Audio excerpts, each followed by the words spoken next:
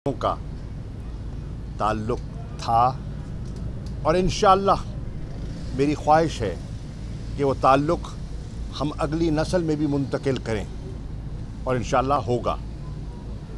मुझे उनसे कई दफ़ा मुलाकात का मौका भी मिला।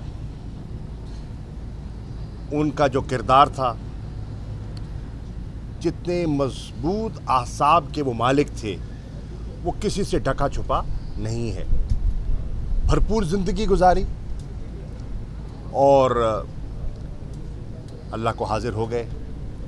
मेरी दुआ है कि अल्लाह ताला उनके दर्जात को बुलंद करे, उन्हें जन्नतुल फिरदौस में मकाम अता फरमाए और अमीर बख्श भुट्टो साहब को जो इनके सर पर एक ज़िम्मेदारी आई है, कुदरती बात है वो भुट्टो ख़ानदान के बड़े थे और उनके बाद बहुत सी ज़िम्मेदारियाँ अब अमीर बख्श भुट्टो साहब के कंधों पर आएंगी। मेरी दुआ है कि अल्लाह ताला इन्हें सुरखरू फरमाए और इन्हें उन ज़िम्मेदारियों को निभाई। अपने वालिद की रिवायात, उनके ताल्लुक़ जो उनका पूरे पाकिस्तान में था, सिंध में नहीं, पूरे पाकिस्तान में उनके दोस्त अहबाब थे और हैं और रहेंगे। उन ताल्लुकात को निभाने का अल्लाह ताला इन्हें सलीका अता फरमाए और मैं इनके गम में शरीक हूँ और इंशाअल्लाह मेरा इरादा है कि इनके यहाँ लाड़काना भी जाऊँगा, बाकायदा ताज़ियत के लिए, इजहार यकजहती के लिए और उस बुज़ुर्गों के बाप दादा के ताल्लुक़ को निभाने के लिए मैं ज़रूर वहाँ भी हाज़िरी दूँगा। जी शुक्रिया। अच्छा ये बता दें शाह साहब, एक चाइनीज़ इंजीनियर को कराची में निशाना बनाया गया, दासू में भी वाक़या जो पेश आया, क्या हालात जा रहे हैं? चाइना से हमारे ताल्लुकात ख़राब करने की कोशिश की जा रही है? देखिए, चाइना के साथ हमारे ताल्लुकात तो जिस नौइयत के हैं वो किसी से ढके छुपे नहीं हैं। मैं अभी चीन से आ रहा हूँ और मेरी उनके वज़ीर ख़ारजा, स्टेट काउंसलर, फॉरेन मिनिस्टर वांगी से बड़ी उम्दा मुलाकात हुई। तफसील से हमने अपने दो तरफ़ा ताल्लुकात को भी असर नौ देखा। मुस्तक़बिल में हमने कैसे बढ़ना है, सी पैक को आगे लेकर कैसे चलना है, उस पर भी हमारा तबादला ख्याल हुआ। दासू का जो वाक़या हुआ अफसोसनाक और मैं इसको बुज़दिलाना कार्रवाई कहूँगा। निहत्ते लोग थे, पाकिस्तान की तामीर और पाकिस्तान की तरक्की के लिए वो हमारी मदद कर रहे हैं, वहाँ एक हाइड्रो प्रोजेक्ट बना रहे हैं, उनको निशाना बनाया गया जिसमें हमारे पाकिस्तानी भी शहीद हुए और हमारे चीनी भाई भी उससे मुतासिर हुए। जी, अब इससे ज़ाहिर क्या होता है? इससे ज़ाहिर ये होता है कि कुछ क़ुव्वतें हैं जो पाकिस्तान में नहीं चाहती कि इस्तेहकाम हो, सरमायाकारी हो और जो सीपैक जो कि BRI का फ्लैगशिप प्रोजेक्ट है, उससे उन्हें घबराहट है, तो वो इस किस्म के बुज़दिलाना हमले करते रहेंगे और हमने ये अज़्म किया है कि हमने मिलकर उनके अज़ाइम को खाक में मिलाना है। चीन के साथ हमारी जो दोस्ती है वो ग़ालिबन वो क़ुव्वतें उसकी अहमियत को और उसकी नौइयत को समझती नहीं हैं, बहुत गहरी है। ये दोस्ती एक दिन में नहीं बनी, इसमें 7 दहाइयाँ हैं, इसमें मुख्तलिफ़ नस्लों की काविश है, कोशिश है, from generation to generation, from leadership to leadership. हुकूमतें बदलती रहीं, चेहरे बदलते रहे, लेकिन चीन के साथ मुसलसल ताल्लुक़ बढ़ता चला गया और निभता चला गया। इंशाअल्लाह हम उस ताल्लुक़ को निभाएंगे और इनके अज़ाइम को खाक में मिलाएंगे। अच्छा शाह महमूद साहब ये बता दें, एक तो अमीर बख्श भुट्टो साहब आपके साथ खड़े हैं, ये पुराने देरीना साथी थे जो मायूस होकर किनारा कशी इन्होंने सियासत से अख्तियार कर ली, PTI की सियासत से। एक तो ये बात, दूसरा ये कि सिंध फतह करने की एक बार आप लोगों ने फिर मनसूबा बंदी की है, कोई स्ट्रेटजी सिंध पहली मैं वजाहत कर दूं, आप भी उसका हिस्सा हैं जी, मैं तो किस तरह जो है वो एक मैं करता हूँ। नंबर एक, जो सियासी कारकुन होता है ना, और जो सियासी अमल का हिस्सा रहता है ना, वो कभी मायूस नहीं होता। पहली बात तो ये है कि मैं इनकी तरफ से बात तो नहीं कर सकता, लेकिन मैं एक सियासी कारकुन हूँ। अमीर बख्श भुट्टो मायूस न थे, न हैं, न होंगे।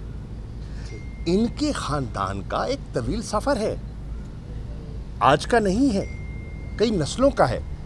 मैं बरमला ये कहना चाहूँगा कि मुमताज़ भुट्टो साहब ने उस वक्त अपनी जवानी में अगर वो किरदार अदा न किया होता जो उन्होंने किया, तो जुल्फ़िकार अली भुट्टो साहब को वो आसानी न मिलती लाड़काना में जो कि उन्हें मिली। इनके दादा ख़ानदान के बड़े थे और उन्होंने उनको सीने से लगाया था, उनको अपनाया था। और इनके वालिद ने जब पार्टी की बुनियाद रखी जा रही थी तो इनके वालिद का उसमें बहुत बड़ा हिस्सा था। ये और बात है कि वक्त के बाद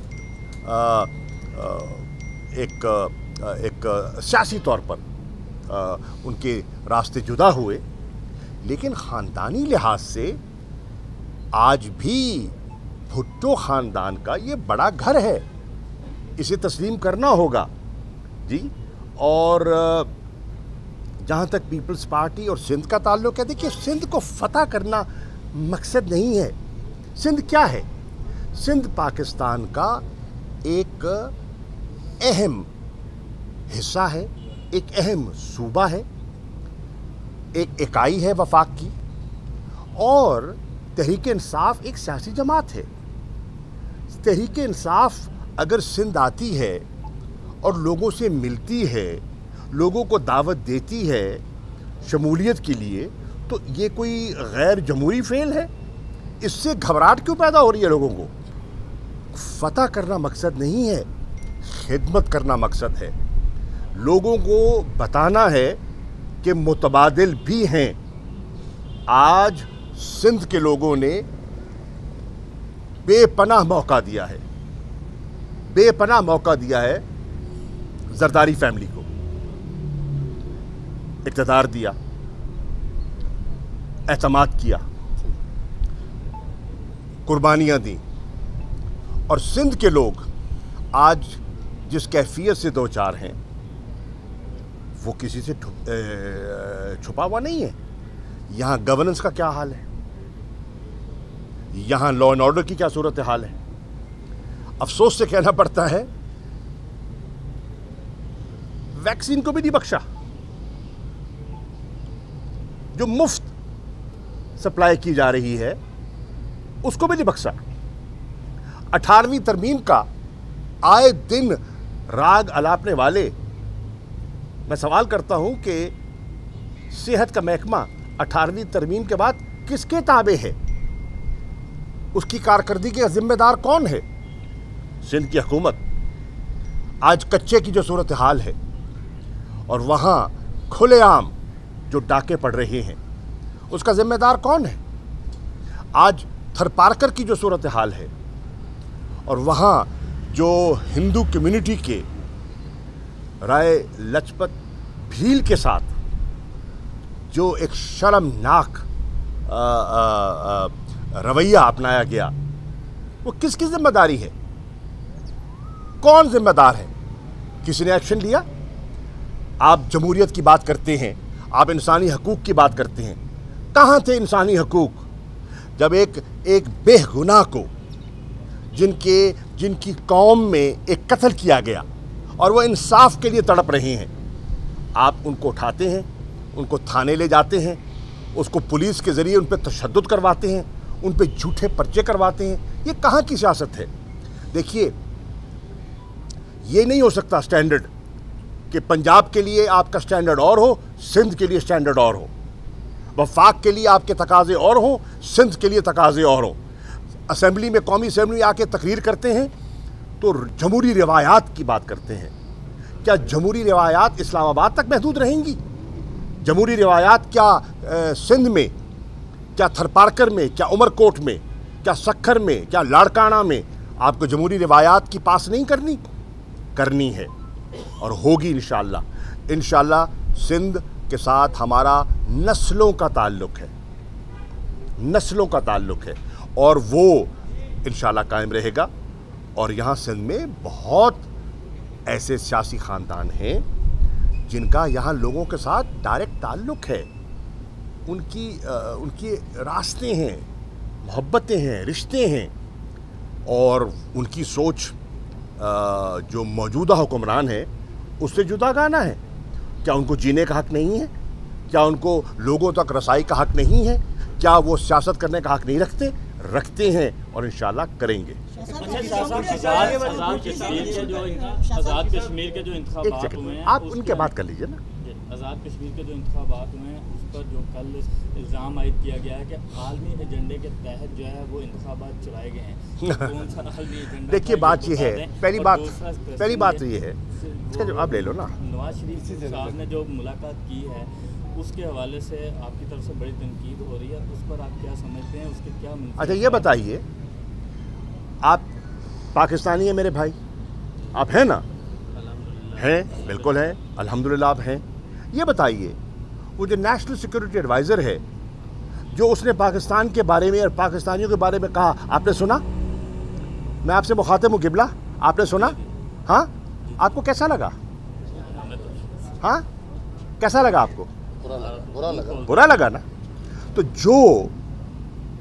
جو آپ کو، آپ کے گھر کو گالی دے، جی، جو آپ کے گھر کو ان الفاظ سے تشبیہ دے جو کسی مہذب زبان جس کی اجازت نہیں دیتی، آپ اس کو گلے لگائیں گے؟ آپ اس کو گھر بلائیں گے؟ آپ اس کو چائے پلائیں گے؟ یہ سوال ہے۔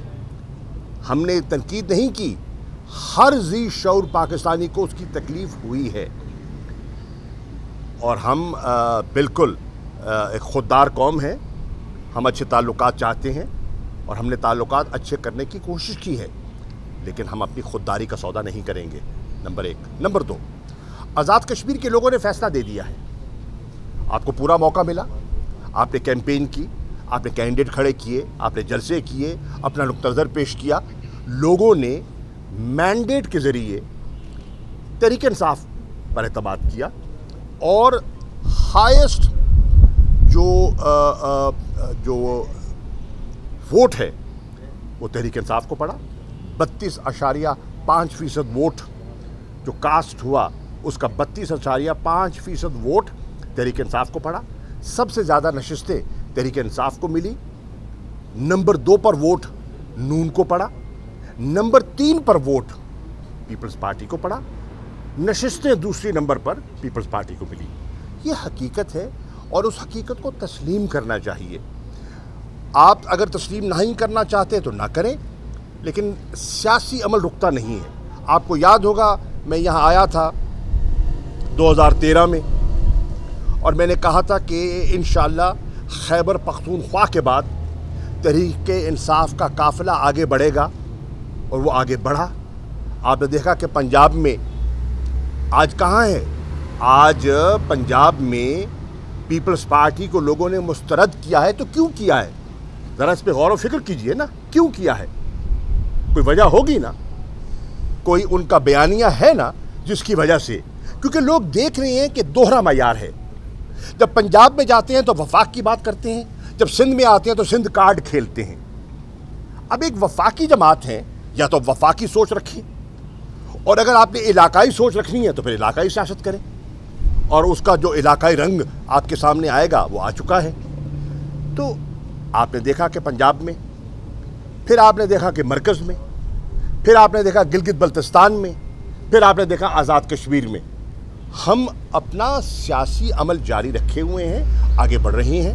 ہماری خواہش ہے کہ سندھ کے لوگوں سے بھی ہم رابطہ کریں، سندھ کے لوگوں تک ہم اپنا نقطہ نظر پیش کریں، اور میں سمجھتا ہوں کہ سندھ کے لوگ تبدیلی چاہتے ہیں۔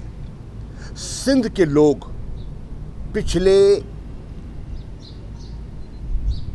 12-13 सालों से जो कुछ देख रहे हैं वो उनकी, जिसे कहते हैं ना, उर्दू में कहते हैं ना, बस हो गई है, उनकी बस हो गई है। अब वो देख रहे हैं कि क्या उनको कोई मुतबादिल मिल सकता है, और मेरी राय में अगर उनको कोई माकूल मुतबादिल दिखाई दिया तो इंशाअल्लाह 2023 में सिंध का फैसला मुख्तलिफ हो सकता है। अच्छा, वकील साहब ये बताइएगा कि तालिबान सरकार ने अमरीकी जंग के इंटरव्यू में कहा कि हमारी असल जंग पाकिस्तान से है। किसने कहा है? तालिबान सरबराह ने सर ये बताइए कि अगर ये जंग इस तरह गुजरे तो पाकिस्तान की क्या स्थिति होगी, और नाराज बलोचों के हवाले से कहा गया था कि उनके साथ पहली बात तो ये है, क्या उन बलोचों को राज़ी करने के लिए आर्मी सूबों से मुनाफरत करेंगे?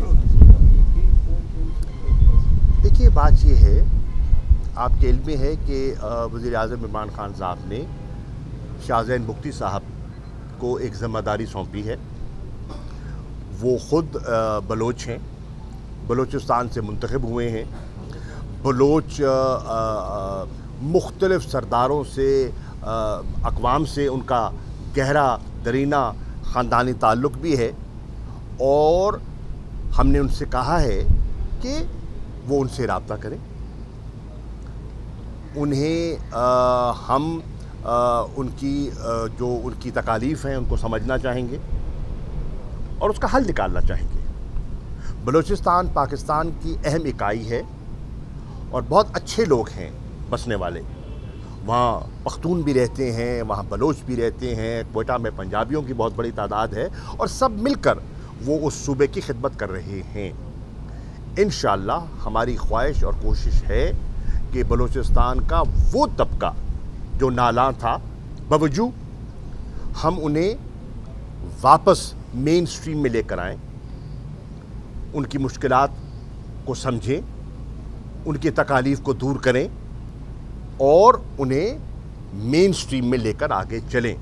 और वो कुव्वतें जो बलूचिस्तान को पाकिस्तान के ख़िलाफ़ इस्तेमाल करना चाहती हैं, उनके अज़ाइम को परवान न चढ़ने दें।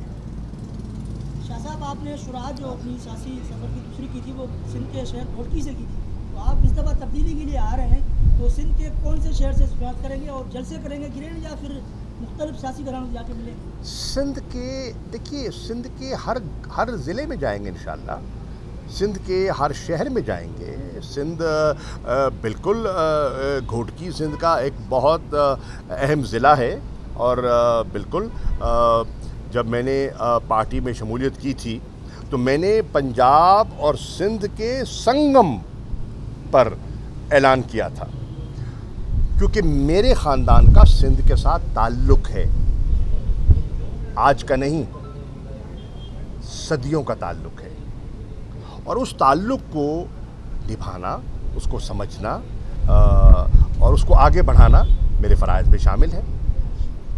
जीडीए आपका हिस्सा रही है, अब जीडीए बिखरना शुरू हो गई है, उसकी शुरुआत लाड़काना से हुई, दूसरी बैठक जो है ईद के बाद घोटकी में हुई, तो उसको आप कैसे देखते हैं? वो जीडी के लोग देखिए अर्ज़ ये है वहाँ भी बहुत अहम शख्सियात हैं, सियासी वज़न रखने वाली शख्सियात हैं जो जीडीए का हिस्सा थी और हैं। वो पीपल्स पार्टी की पॉलिसी से नाला हैं। पीपल्स पार्टी वो समझती हैं कि उन्होंने इन 3 सालों में 2018 के इंतखाबात के बाद उन पर जुल्म किया, उनकी ज़मीनों पे कब्ज़े करवाए गए, उन पर इंतकामी कार्रवाइयाँ की गई, उन पर पर्चे करवाए गए, उनके कारकुनों को ज़दोकोब किया गया। और वो अगर मिल बैठकर लाड़काना में एक मशवरा करते हैं, मशावरत करते हैं, अपने मकामी हालात को सामने रखते हुए अपनी बका के लिए, अपनी इज़्ज़त के बचाव के लिए और अपने सियासी सफ़र को जारी रखने के लिए, तो इसमें कोई बुराई नहीं है। वो एक अच्छा अमल था और वो मशावरत ऐसी जारी रहेगी। Thank you. बिलावल भुट्टो का मुस्तकबिल क्या देख रहे हैं आप, क्योंकि आप पीपल्स पार्टी का हिस्सा भी रहे और काफ़ी लोग जोक भी हाल ही में आपकी। मेरे पास इल्म नजूम का पोर्टफोलियो नहीं है।